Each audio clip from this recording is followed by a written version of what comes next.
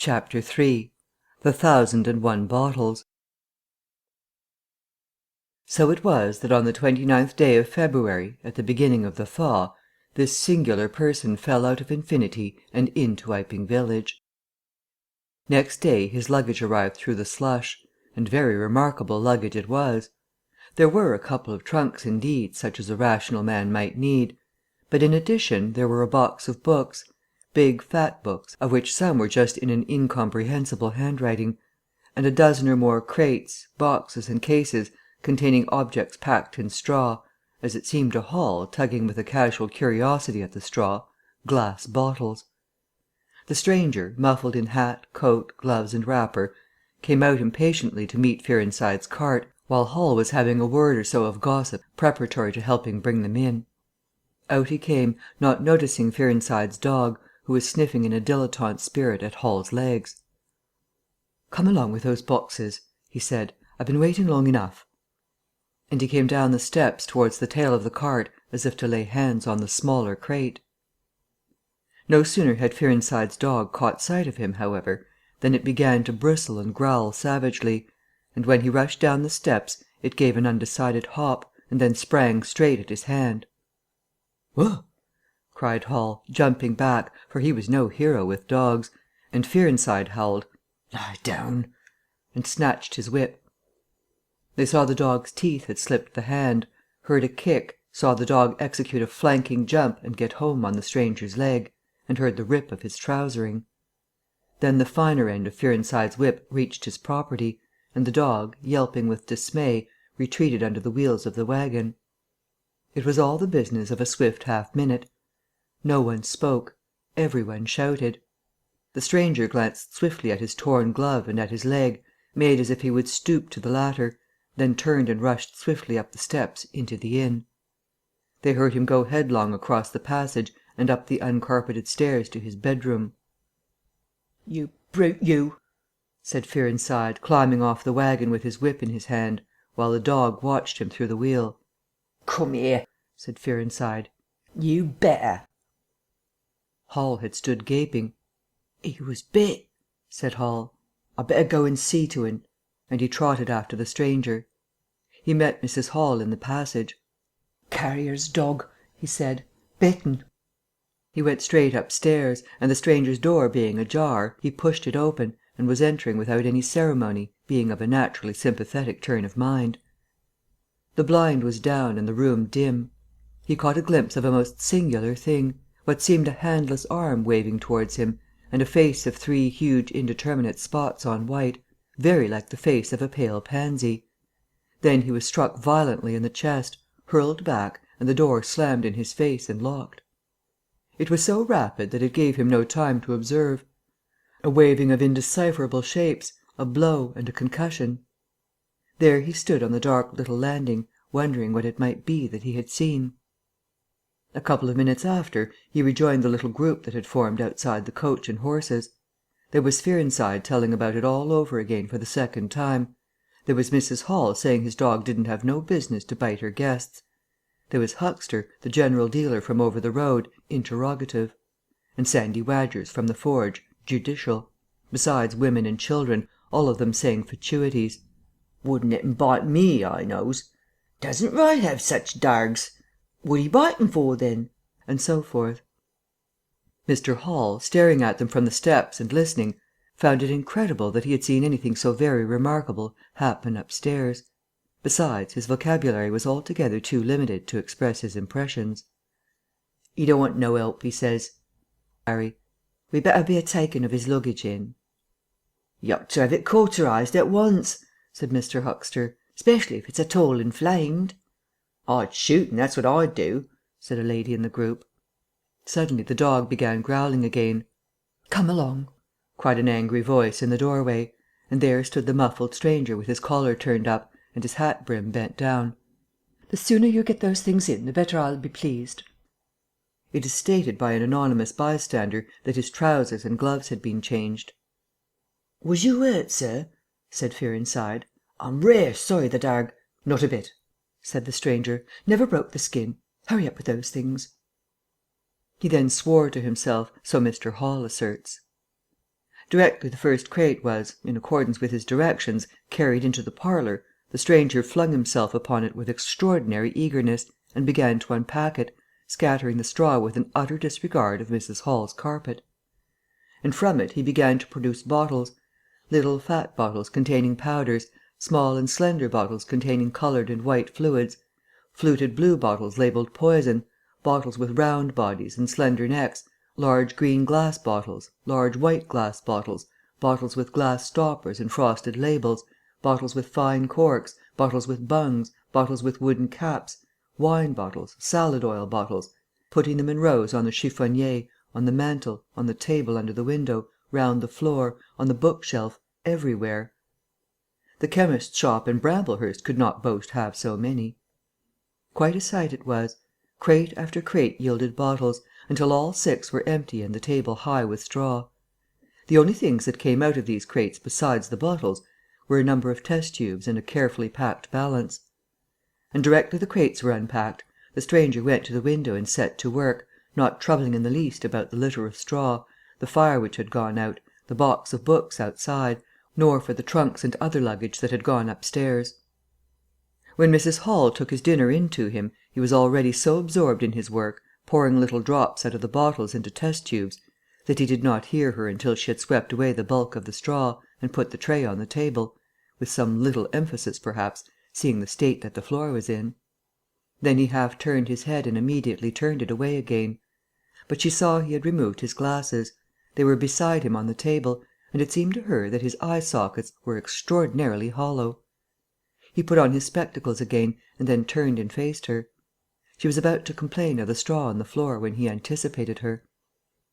"I wish you wouldn't come in without knocking," he said in the tone of abnormal exasperation that seemed so characteristic of him. "I knocked, but seemingly—" "Perhaps you did. But in my investigations, my really very urgent and necessary investigations, the slightest disturbance, the jar of a door, I must ask you—" "Certainly, sir. You can turn the lock if you're like that, you know. Any time." "A very good idea," said the stranger. "This straw, sir, if I may make so bold as to remark—" "Don't. If the straw makes trouble, put it down in the bill." And he mumbled at her, words suspiciously like curses. He was so odd standing there, so aggressive and explosive, bottle in one hand and test tube in the other, that Mrs. Hall was quite alarmed.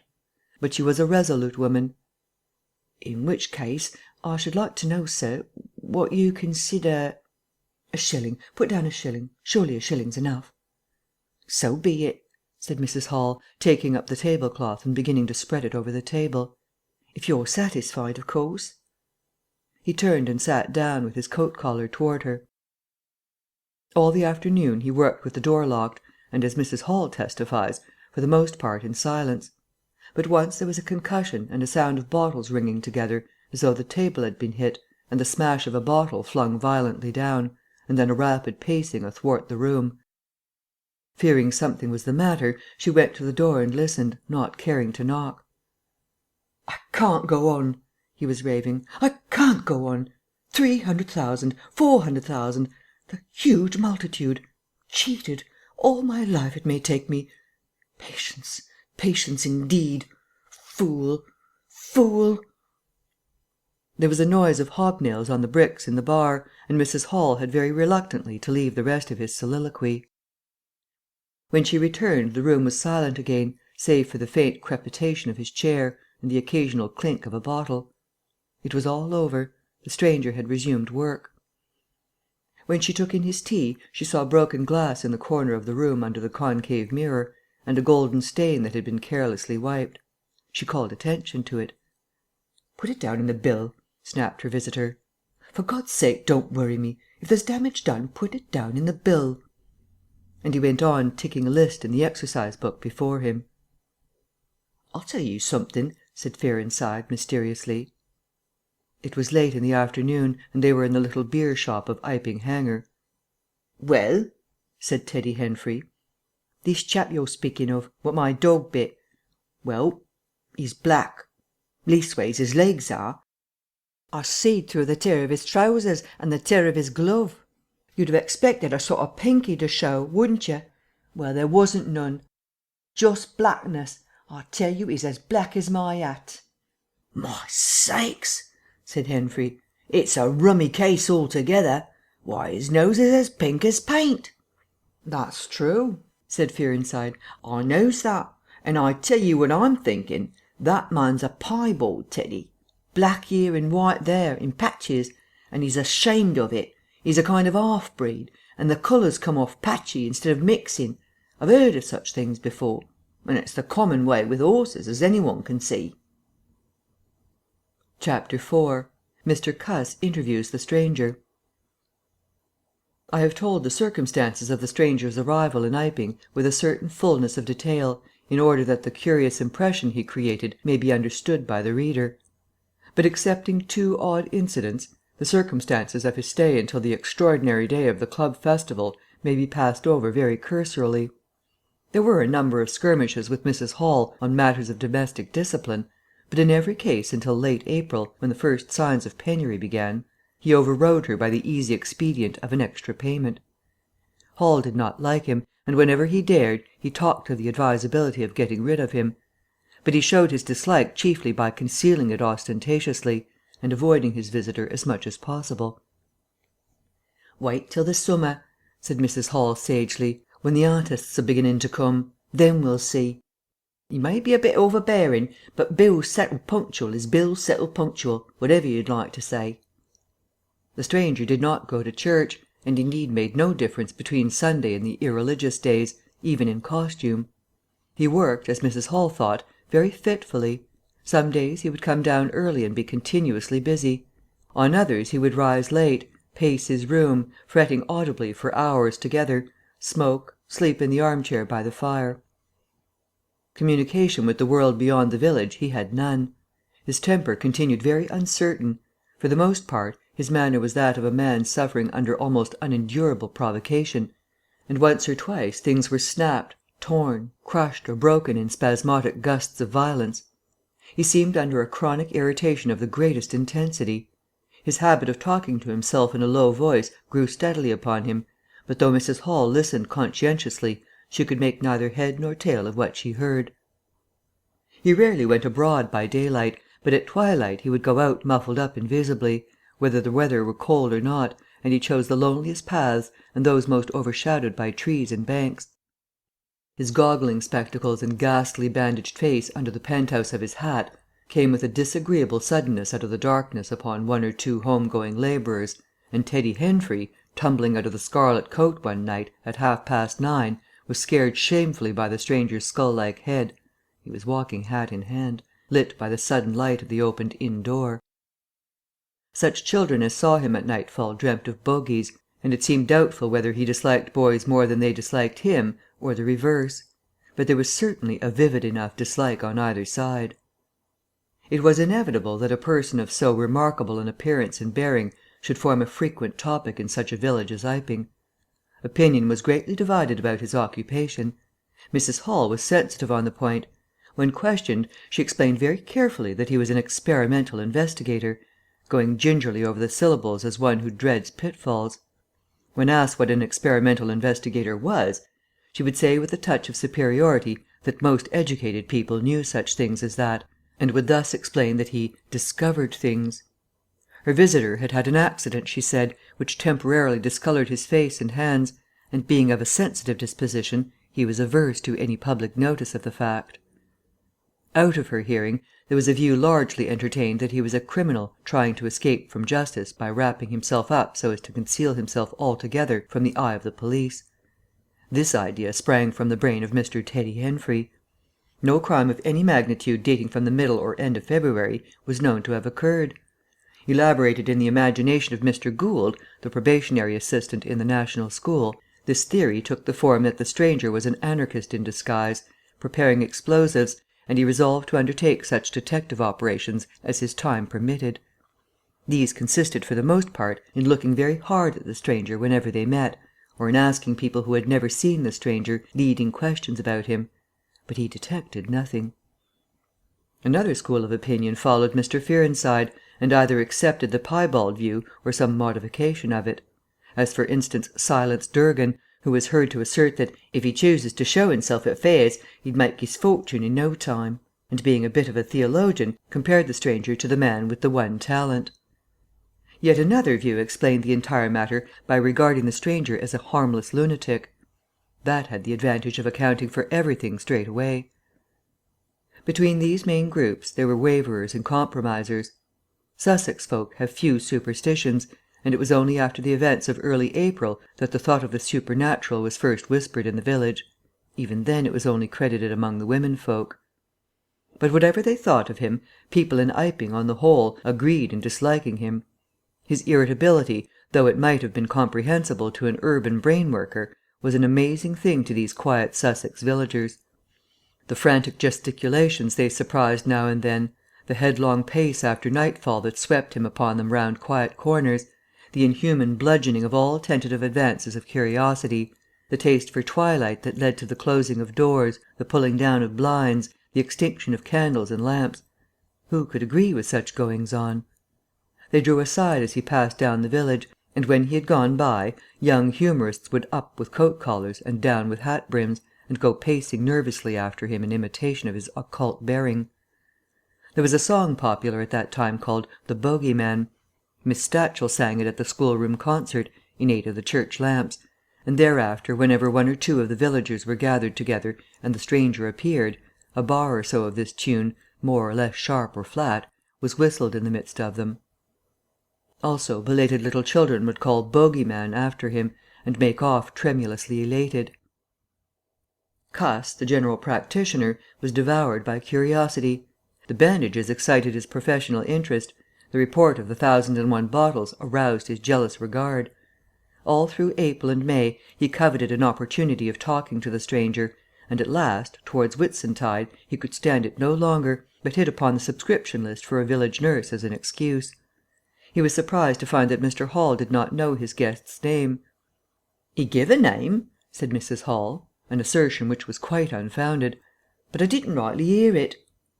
She thought it seemed so silly not to know the man's name. Cuss rapped at the parlour door and entered. There was a fairly audible imprecation from within. "Pardon my intrusion," said Cuss, and then the door closed and cut Mrs. Hall off from the rest of the conversation. She could hear the murmur of voices for the next 10 minutes, then a cry of surprise, a stirring of feet, a chair flung aside, a bark of laughter, quick steps to the door, and Cuss appeared, his face white, his eyes staring over his shoulder. He left the door open behind him, and without looking at her strode across the hall and went down the steps, and she heard his feet hurrying along the road. He carried his hat in his hand. She stood behind the door, looking at the open door of the parlour. Then she heard the stranger laughing quietly, and then his footsteps came across the room.